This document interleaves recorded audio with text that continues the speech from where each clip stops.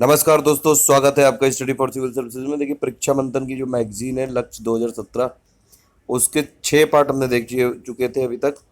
7वां part है इसमें। देखिए, छोटे छोटे पार्ट में बना रहा हूँ, कई सारे पार्ट आएंगे, तो इसमें मत ये पूछिए कि कितने पार्ट आएंगे, लेकिन पूरी लक्ष्य जो 2017 की है हिंदी मीडियम की, वो कवर कर लेंगे। इसमें मैं आपको इंग्लिश टर्म भी बता दूंगा कि आपको समझ में आ जाए, जो भी इंग्लिश मीडियम वाले सुन रहे हैं। और बेसिकली ये स्टेट पीसीएस और एसएससी के लिए है ये, ठीक है। 7वां पार्ट है ये। अब इसमें अगर आप देखें तो हमने यहाँ तक कर लिया था पूरा कि पीएमजी डीसा तक मैंने आपको बता दिया था कि ministry of electronics and information technology के अंडर है। 3 साल में इसमें 6 करोड़ लोगों को डिजिटली लिटरेट बनाना है। 16-17 का लक्ष्य है, 25 लाख लोग। 17-18 का है 2.75 करोड़। 2018-19 का है 3 करोड़। तो ये टोटल मिला के 6 करोड़ को बनाना है डिजिटली लिटरेट। एक एक सर्वे हुआ था, उसमें ये बोला गया था कि अभी भी रूरल एरियाज में करीबन 15 करोड़ ऐसे हाउस होल्ड हैं जहाँ पे जो डिजिटली इलिटरेट है, तो उसमें से 6 करोड़ को ये बनाएंगे। और ये जो लक्ष्य है 2019 तक पूरा करना है। दो जितने भी इंडिया में 2.5 लाख जो ग्राम पंचायत हैं, उसमें हर में से 200 से 300 लोगों को रजिस्टर करवाना अनिवार्य है। और एनएसएसओ का सर्वे आया था, अभी तक सिर्फ 6% लोग ऐसे हैं गांव में जिनके पास कंप्यूटर है। मतलब उनको कुल मिला के डिजिटली लिटरेट करेंगे, जो बेसिक इंटरनेट यूज करना है, कैसे जो गवर्नमेंट की स्कीम्स का लाभ उठाएं, कैसे जो उनको डायरेक्ट बेनिफिट ट्रांसफर होता है, ये सब चीज़ें बताएंगे इसमें। अंतरिक्ष कार्यक्रम में अगर आप देखें इसमें, देखिए पहले ये एक दक्षिण एशिया उपग्रह है, यानी कि साउथ एशियन सैटेलाइट है ये। इसका सफल प्रक्षेपण किया गया था 5 मई 2017 को। पहले ये हो रहा था क्या, सार्क सैटेलाइट। एक्चुअली क्या हुआ था कि नवंबर 2014 में काठमांडू में जब 18th सार्क समिट चल रहा था। 18 सार्क समिट कहाँ पे हुआ, काठमांडू में। 19 वाला इस्लामाबाद में था, वो कैंसिल हो गया था। तो 18th वाले में बोला था ये कि ये प्रधानमंत्री मोदी जी ने कि एक सार्क सैटेलाइट बनाएंगे, और उसमें जितने भी सार्क कंट्रीज हैं उनको हेल्प होगी। उनको टेलीकम्युनिकेशन की एप्लीकेशन, टेलीमेडिसिन, नेचुरल रिसोर्सेज की mapping, communication application, DTH television, और कई सारी जो एप्लीकेशन है, कुल मिला के ये सब प्रोवाइड कराएगा इंडिया। लेकिन फिर पाकिस्तान इससे हट गया। उसने बोला कि उसका खुद का अंतरिक्ष कार्यक्रम है। तो ये सार्क सैटेलाइट्स में अगर आप माइनस पार्क कर दो तो क्या बन गया, SAS, यानी कि साउथ एशियन सैटेलाइट। तो अभी सार्क सैटेलाइट नहीं है, अब ये साउथ एशियन सैटेलाइट है। और इसका नाम है, सैटेलाइट का नाम है GSAT-9। और ये किस रॉकेट से ये लॉन्च किया गया, उसका नाम क्या था, GSLV F09। तो ये दोनों आप नाम याद रखिए। साउथ एशियन सैटेलाइट का नाम क्या है, वो है GSAT-9। और ये किस रॉकेट से किया गया है, वो है GSAT F09। तो ये दोनों चीजें आप याद रख सकते हैं। इसका टोटल वेट कितना है, 2230 किलोग्राम।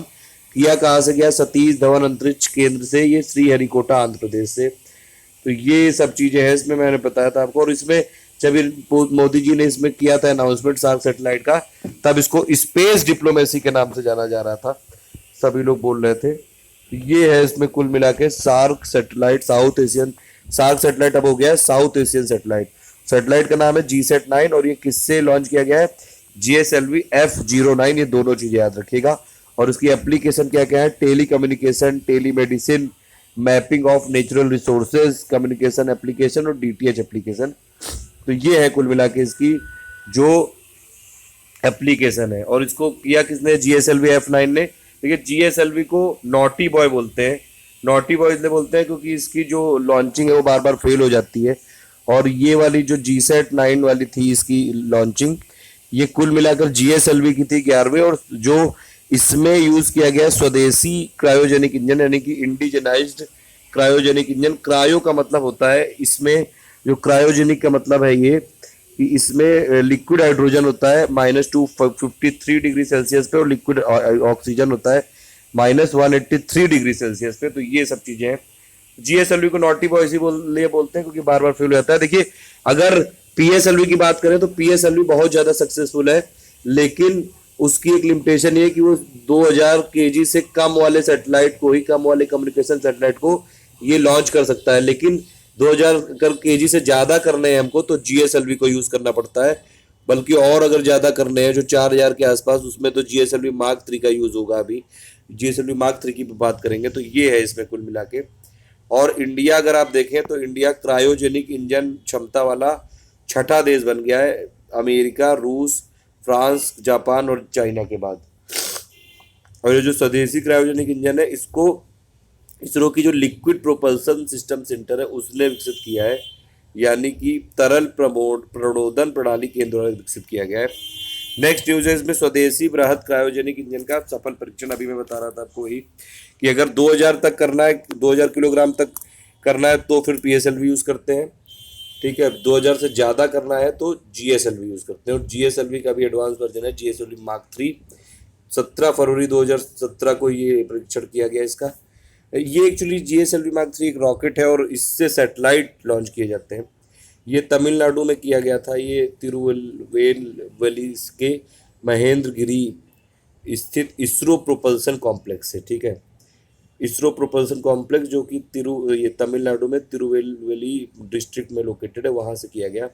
और ये स्वदेशी रूप से विकसित जो बृहद क्रायोजेनिक इंजन यानी कि क्रायोजेनिक अपर स्टेज इंजन का ये सफल परीक्षण किया गया C-25। तो ये आप याद रख सकते हैं, C-25 इसरो द्वारा विकसित अब तक का सर्वाधिक शक्तिशाली ऊपरी चरण है, जिसमें लिक्विड ऑक्सीजन है। अभी मैंने बताया आपको ये कितने -183 डिग्री सेल्सियस पे होती है, लिक्विड हाइड्रोजन होता है। तो ये दोनों चीजें याद रखिएगा। और इवन जो जीएसएलवी मार्क 3 था उससे GSAT-19 भी किया गया, उससे GSAT-19 नाम का सैटेलाइट किया गया लॉन्च, जो कि अभी तक का सबसे ज्यादा हैवीएस्ट सैटेलाइट है जो इंडियन सॉइल पे लॉन्च किया गया है, जिसका वेट था 3136 kg, 3136 किलोग्राम। नेक्स्ट है इसमें PSLV C-36 ने रिसोर्ट 2A का प्रक्षेपण किया। ये इतना इंपॉर्टेंट नहीं है क्योंकि ऐसे तो बहुत सारे किए हैं। इसका वजन था 1235 किलोग्राम और ये एक दूर संवेदी भू परीक्षण उपग्रह है ये, यानी कि remote sensing earth observation satellite है। PSLV C-36 ने जो किया था रिसोर्ट सेट 2A। तो ये आप याद रख सकते हैं। GSAT-18 का सफल परीक्षण हुआ, ये अक्टूबर में हुआ था। और ये कहाँ से हुआ था? यूरोपीय अंतरिक्ष एजेंसी के कोरू के फ्रेंच गुयाना से। और ये किस रॉकेट से किया गया? एरियन 5 ECA VA-231 से। और ये भारत का नवीनतम संचार उपग्रह है GSAT-18। और इसको ये भूमध्य रेखा यानी कि इक्वेटर से 36,000 किलोमीटर ऊंचाई वाली जियो स्टेशनरी ऑर्बिट में लोकेट किया गया, ठीक है, स्थापित किया गया। फिर ये एक सबसे इंपॉर्टेंट न्यूज है PSLV C-37। इसके लिए तो रट डालिए एकदम, इसके लिए मैंने अलग वीडियो बना रखा है। और इसमें देखिए, इसमें एक साथ इसरो ने एक रिकॉर्ड बनाया है कि एक साथ 104 उपग्रह इसने स्थापित किए हैं। तो एक साथ 104 उपग्रहों की स्थापना का कीर्तिमान बना दिया है अब ये इसरो ने। तो ये आप याद रख सकते हैं। और इसमें टोटल कितने देश थे? इसमें टोटल देश थे 6 देश थे और प्लस इंडिया को मिला लो। तो 104 में से 3 तो इंडिया के सैटेलाइट थे। सबसे पहला तो कार्टोसैट-2 जो कि एक अर्थ ऑब्जर्वेशन सैटेलाइट है। वो कार्टोग्राफी एप्लीकेशंस के लिए यूज़ होता है, मतलब मैपिंग करने के लिए यूज़ होता है। कई सारी चीज़ें उसमें होती हैं। उसमें जैसे मैपिंग कर सकते हैं, मानचित्रण अनुप्रयोग कर सकते हैं रूरल और ग्रामीण एरिया में, तो ये सब चीज़ें कर सकते हैं। कोस्टल मैपिंग कर सकते हैं। अर्थ ऑब्जर्वेशन सैटेलाइट है। तो एक तो वो था जिसका ये वेट कितना था? 714 किलोग्राम था। और इंडिया का पहला ये था। दूसरा था एक INS-1A और तीसरा था INS-1B। ये 1-2 नहीं है, ये INS-1A है और INS-1B है। ये नैनो सैटेलाइट थे।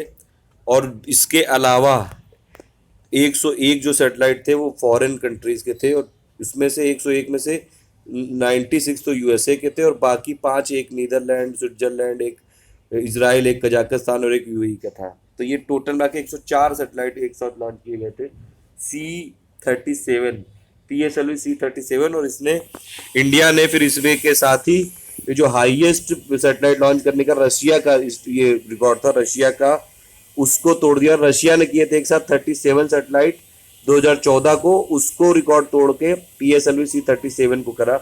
उसके अलावा नासा ने एक साथ किए 229 उपग्रह। तो ये आप याद रख सकते हैं, काफ़ी इंपॉर्टेंट न्यूज़ है। और ये इसरो की 39th उड़ान थी ये, जिसमें से 38 कंसिक्यूटिवली सक्सेसफुल हुई है, 38 लगातार सफल हुई है। और इस देखिए, ये वाली तो चीज़ें अब अपडेट हो चुकी हैं, तो ये अब मत याद रखिए।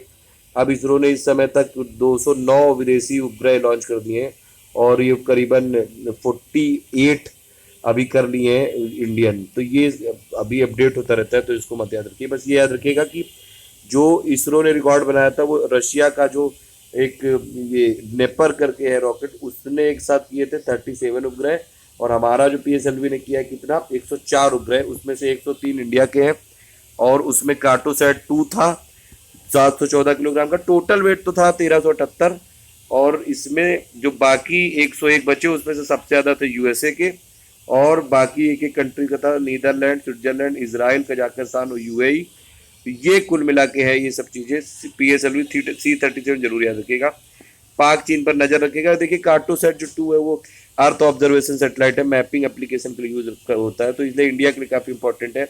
इंडिया की बाउंड्रीज पे, इंडिया की कोस्टल बाउंड्रीज पे इसकी मैपिंग करेगा, तो कुल मिला के ये नज़र रखेगा। ठीक है, ये हो गया 7th पार्ट, बाकी नेक्स्ट पार्ट में कर रहा हूँ मैं धीरे धीरे। Thank you for listening.